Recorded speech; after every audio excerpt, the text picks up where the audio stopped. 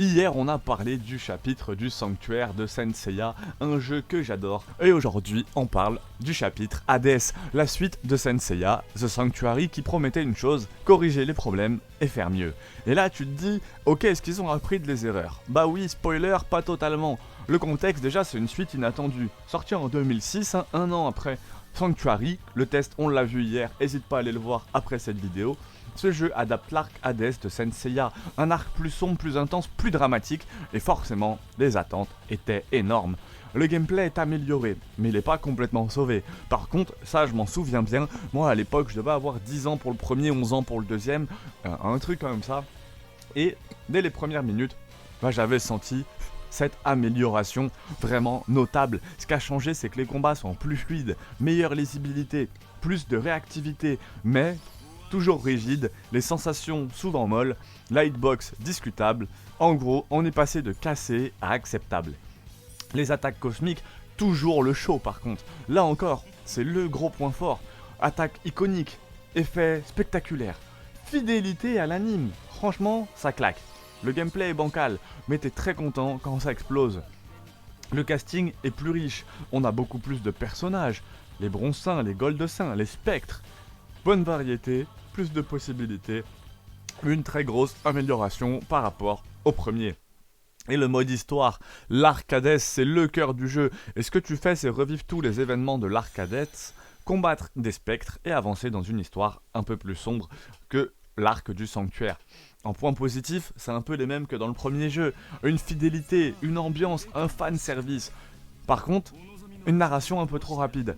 Un manque de mise en scène et certaines parties un peu expédiées. T'as l'impression de revoir l'animé en accéléré. Et le côté revoir l'animé pas en accéléré, c'est ce qui faisait aussi le sel et le plaisir du premier. La difficulté est toujours présente, l'IA toujours agressive, les combats parfois injustes et les moments souvent frustrants. Mais un peu mieux équilibré que le premier. Les graphismes, c'est une petite évolution, toujours sur PS2. Modèle propre, effets améliorés, attaque stylée, ça reste très fidèle à l'animé. La bande son, l'ambiance est sombre, les musiques sont épiques, les thèmes dramatiques, ça renforce l'immersion.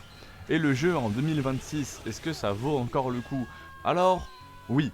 Mais en fait surtout pour les fans. Ce qui fonctionne encore, c'est la nostalgie, les attaques stylées, l'univers plus que respecté. Par contre, ce qui a vieilli, c'est un gameplay extrêmement daté, des combats très rigides, un manque de profondeur.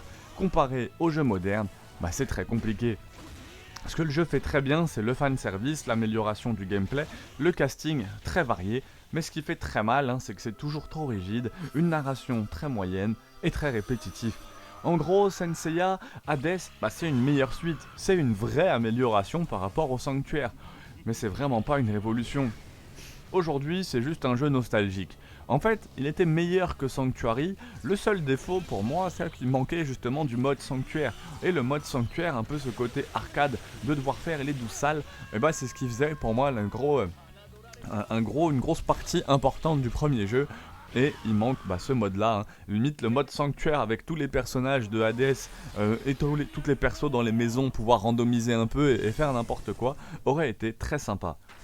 C'est fidèle, c'est fun pour les fans, par contre c'est daté, imparfait et c'est pas pour tout le monde. C'est une bonne évolution, 15 sur 20 au lieu de 14 on va dire pour le premier, et encore, ce serait peut-être maintenant aujourd'hui du 11 et du 12. Et comme je vous dis, ce mode sanctuaire peut faire que je passais plus de temps sur le premier de Saint Seiya Sanctuaire que le mode Hades.